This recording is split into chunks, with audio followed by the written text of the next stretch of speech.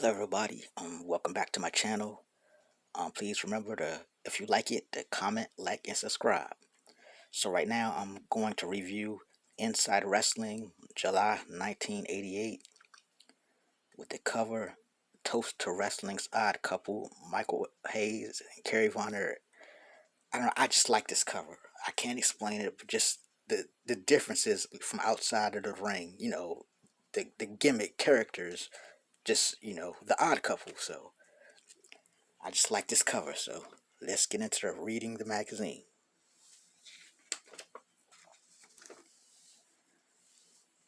Of course, that all the ads,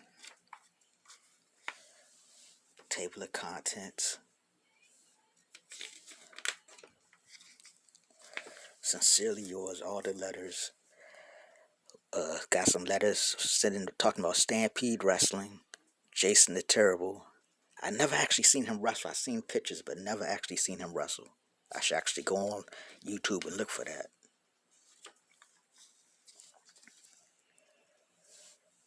There's Stu Stacks, the editor, just talking about WrestleMania 4 with Macho Man winning the championship from Ted DiBiase in the final with the help of Hulk Hogan, of course.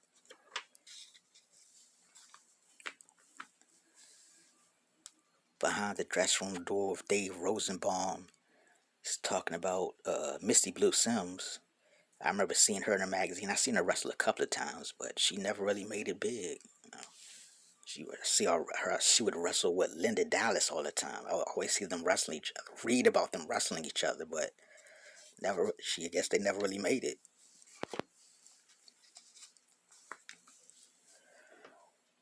On the road with Craig Peters, he's talking about which show was better between Clash of the Champions and WrestleMania 4. He's talking to some fans about that.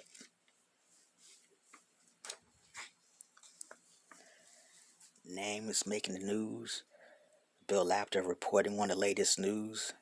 He talks about Dusty Rhodes being stripped of the U.S. Heavyweight title after that altercation with Tully Blanchard and Jim Crockett with the baseball bat after the defending Magnum TA.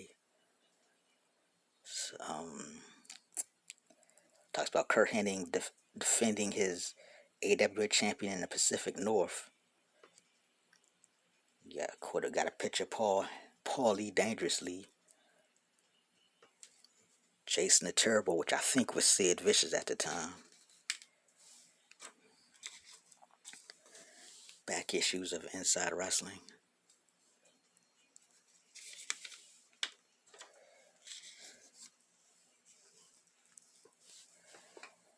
Eddie Eleanor in The Insider talking about Macho Man winning the championship at WrestleMania 4.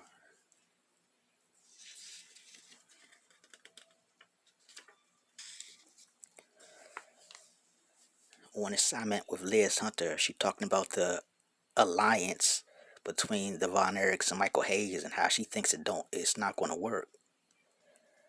But it kind of did though, because that was the last time the Von Erichs fought the Freebirds. Michael Hayes was a baby. He was a good guy all the way until he left World Class and went to NWA, and they never fought after that. So this alliance actually did kind of last.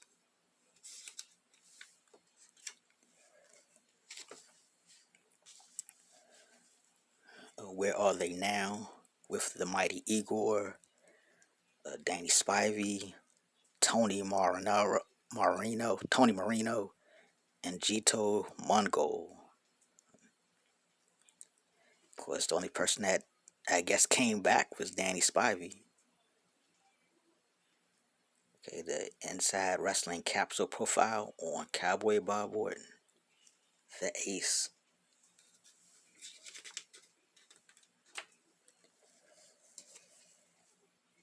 And a profile pinup on Cowboy Bob Orton. And the videotape of the year, talking about these women's wrestling from Japan. And one of these, the names of this title is Slant Eyed Slaughter. Now that seemed offensive even when I was reading it back then. Now that's definitely offensive. Like call them Slant Eyed Slaughter. Yeah, they were tripping over pro foot. I mean, I can't blame Pro Wrestling Illustrated because they didn't name it, but crazy.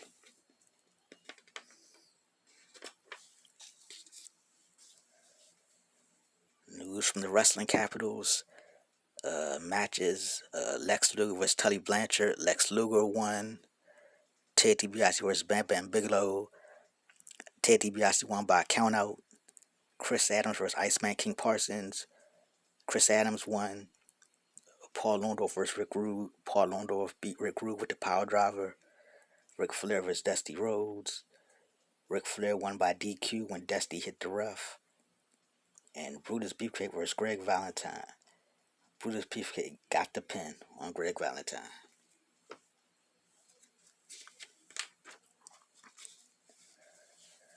Matt Brock's plain speaking. He also talks about the Von Erich Freebird reunion, or the Kerry Von Erich and Michael Hayes reunion. Not reunion, but alliance, I should say. And how he's not sure about it.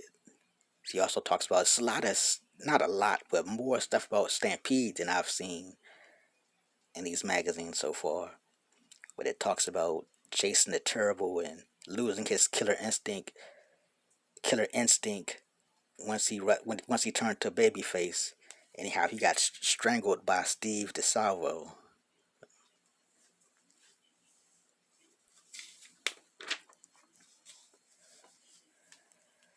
$1 million payoff. Has Hulk Hogan hired Randy Savage to crush Ted DiBiase? Randy Savage and Hulk Hogan feel threatened by Ted DiBiase, who throws Savage out of the ring.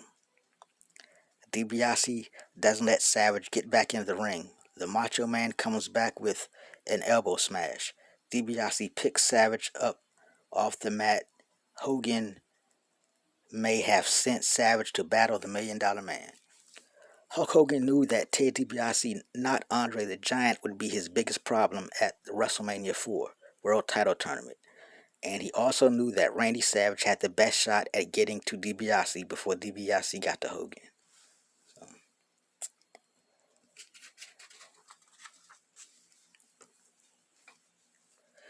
Down but not out. J.J. Dillon's plan to revitalize the Horsemen.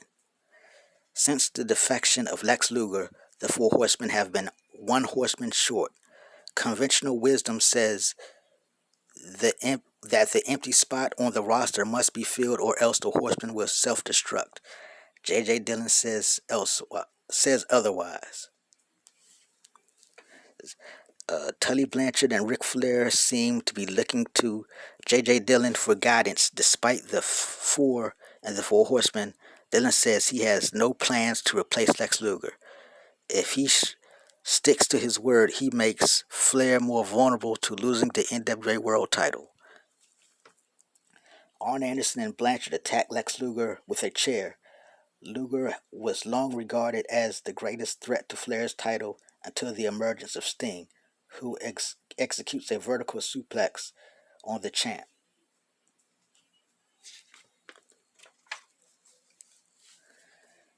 A toast to wrestling's odd couple.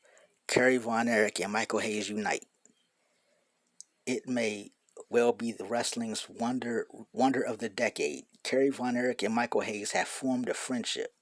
Both claim their merger is as solid as a rock. But how long can this most unlikely partnership survive the escalating Von Erich Freebird wars? The Kerry Michael Hayes reunion has not ended the Von Erich's Freebird war. At Hayes' rock concert, Kevin Von Erich goes after Iceman King Parsons, while Kerry takes on Buddy Roberts. Roberts puts Kerry and fellow Freebird Hayes down with an unidentified object. Kevin dropkicks Parsons. Kevin and Kerry help Hayes back to the dressing room. Roberts and Terry Gordy aren't sure what to think about Hayes' relationship with the Von Erichs.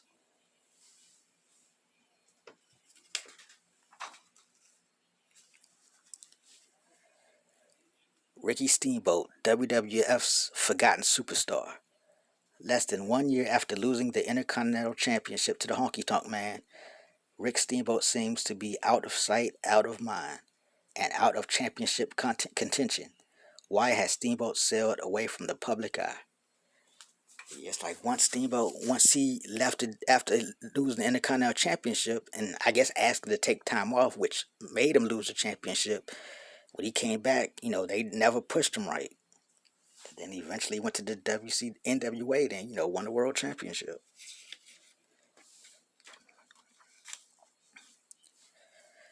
Hot seat interview with Sting. I'm glad I haven't won the world title. Personally, I think Flair is the lamest excuse for a champion I've ever seen. How can he honestly consider himself the best when he can't beat me by himself? Sting looking jacked in this picture. Lex and I are the best the '90s have to offer, and it won't be long before all of the NWA belts are around our waist. When I get sneak attacked, I feel great. It proves that all those guys could never take me one on one in the center of the ring. Yeah, Sting was the hottest guy out there. I mean, I kind of think Luger should have won the championship in '88, but man, Sting was super hot. What he did, I mean, he eventually won it, but it took him a while. One on one, the telephone wire sizzles every month as two top wrestlers voice their rage and hostility toward each other. This is the unedited transcript of their conversation. Your chance to see what raw emotion that results when two antagonists face off one on one. This is the supposed phone call these two had against each other. But I believed it, man. It sounded just to me, it just sounded real. So I know when I was looking at it, I believed it. Okay, Jerry Lawler says, years ago you were like a son to me. You were a good kid. Were. But the fact that you're throwing fire at me is final proof of your cowardice. And Eddie Gilbert says, get off your soapbox, Lawler. If throwing fire is an act of cowardice, then you're the biggest coward of all. You're nothing but a fraud. So this is the beginning of the hot stuff, Eddie Gilbert. I guess the continuation, the re-debuting of the feud between the two. Because Eddie Gilbert just coming back to Memphis after his run in UWF and NWA. Continuation of the Insider, where Eddie was talking about Macho Man, but then also talking about Magnum TA running around, carrying around that bat, and by putting himself in danger, he interfering in matches. Then it's like if you interfere, you put yourself in danger. You're bound to get hurt. Says David Crockett prepares to interview Magnum TA, who claims he carries a baseball bat for his own protection. Tully Blanchard would disagree with that. A continuation of DiBiase Savage article. The new WWF World Champion smashes DiBiase's head into the turnbuckle and Sunset flips him for the pin. Okay, back issues of Pro Wrestling Illustrated. Continuation to the Dress Room Confidential.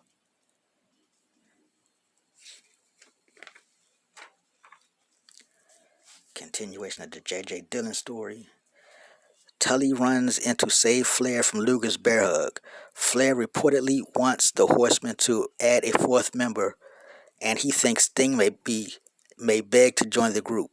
Dillon doesn't want to experience the same troubles that he had when Luger decided to leave the group.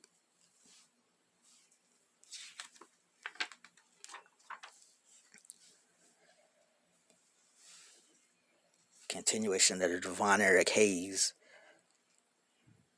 In a world-class title match, Kerry Von Erich drops an elbow on Al Perez. Arm drags him and beats him outside the ring. Kerry got the shot at Perez's title because of Hayes' injury at the concert brawl. Steve and Sean Simpson and Kevin celebrate Kerry's championship victory.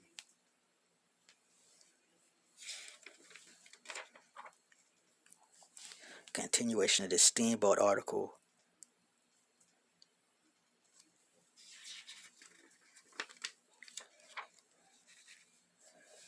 A continuation on assignment with Liz Hunter. Buddy Roberts goes after Carey with the guitar during Hayes' rock concert. The dispute between Roberts and Hayes has the third Freebird Terry Gordy very confused.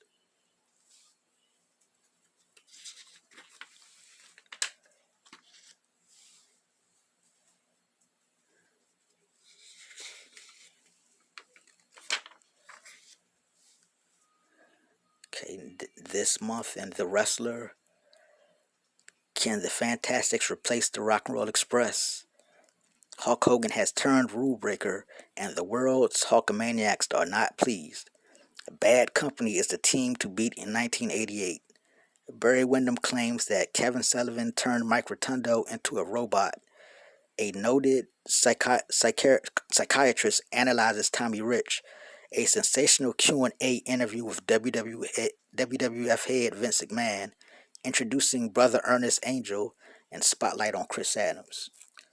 This month in Pro Wrestling Illustrated, it's Macho Madness at WrestleMania 4, and Randy Savage captures the WWF World Heavyweight title. J.J. Dillon sends another horseman to the chair. The world champions Lex Luger and Barry Windham electrify the NWA. Ultraviolence in Memphis. Ban Eddie Gilbert. Bam Bam. Out goes the lights. Kerry Von Erich's darkest hour. An exclusive press conference with Bruno Sammartino. Full color centerfold plus career biography of Al Perez.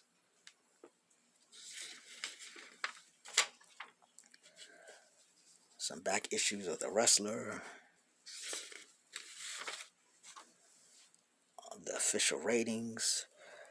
Okay, the top 15 wrestlers in the world according to Inside Wrestling. Number 1, Ric Flair.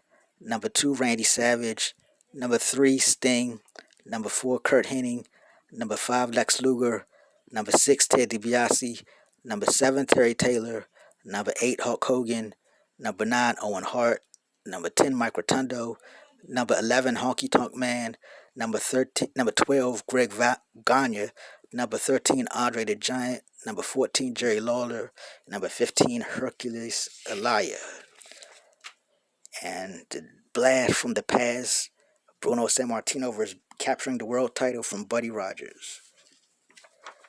Okay, this has been the review of Inside Wrestling, July 1988.